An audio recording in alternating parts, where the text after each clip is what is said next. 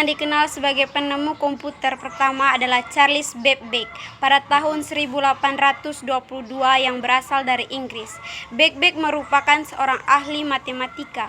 Mulanya, Babbage bermaksud untuk menciptakan sebuah mesin hitung bertenaga uap yang dapat menghitung tebal angka. Setelah itu, mesin kemudian diberi nama Difference Engine O.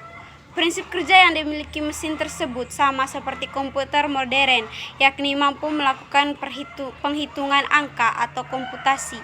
Mesin inilah yang kemudian menjadi cikal bakal terciptanya komputer.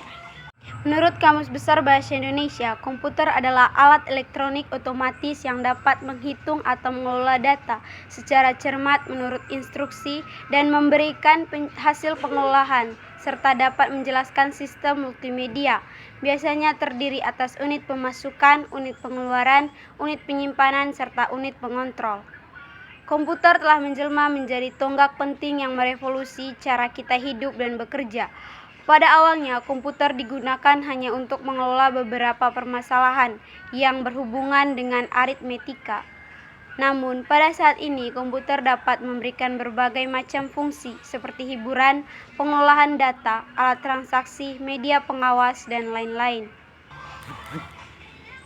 Sejarah komputer dalam perkembangannya dibagi menjadi 5 generasi yang dimulai sejak tahun 1940. Berikut merupakan penjelasan lengkapnya. Generasi pertama dari 1940 sampai 1956. Perangkat komputer generasi pertama ini digagaskan oleh insinyur asal Jerman yang bernama Konrad Zuse.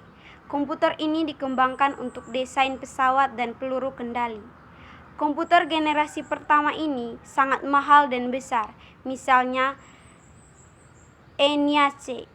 Komputer pertama di dunia ini mempunyai bobot 30 ton, panjang 30 meter dan tinggi 2,4 m. Komputer generasi pertama juga mengandalkan Machine Language, yaitu level bahasa pemrograman yang paling rendah yang bisa dimengerti oleh komputer. Bahasa pemrograman ini hanya bisa menyelesaikan satu perhitungan setiap waktu, serta butuh berhari-hari atau berminggu-minggu untuk menyelesaikan perhitungan baru. Generasi kedua 1956 sampai 1963. Perkembangan generasi kedua ini ditandai dengan diciptakannya transistor untuk menggantikan tabung hampa. Dengan hadirnya transistor, komputer dibuat lebih kecil, cepat, murah, dan hemat energi. Selain itu, pada generasi ini juga dilakukan pengembangan memori inti magnetik. Secara umum, komputer generasi kedua sudah menggunakan bahasa pemrograman tingkat tinggi. Kapasitas memorinya sudah lumayan besar, tidak membutuhkan terlalu banyak listrik, dan proses operasinya sudah cepat. Generasi ketiga 1964-1971. Komputer generasi ketiga ini ditandai dengan pengembangan integrat sirkuit pada tahun 1958.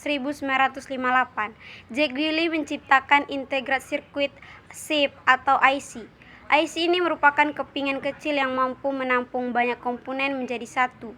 Jadi, komputer pada generasi ketiga menjadi lebih kecil, cepat, dan murah. Pada masa ini, memungkinkan juga untuk dipasarkan ke khalayak umum.